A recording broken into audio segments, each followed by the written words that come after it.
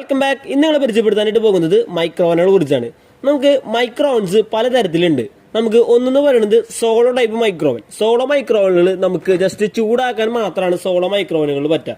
ഇത് നമുക്ക് 17 ലിറ്റർ 20 ലിറ്ററിലൊക്കെയാണ് നമുക്ക് ഈ സോളോ മൈക്രോവൻ വരുന്നത്.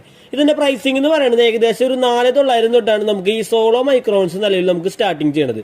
ഇനി വരുന്ന ഒരു കാറ്റഗറിയാണ് ഇതിന്റെ തന്നെ grilling model, solo plus grill. അതിൽ നമുക്ക് അഡീഷണൽ ആയിട്ട് വേണമെങ്കിൽ നമുക്ക് ഫിഷ് ചിക്കനൊക്കെ നമുക്ക് ഗ്രില്ല് ചെയ്യാനും കൂടിയും പറ്റും.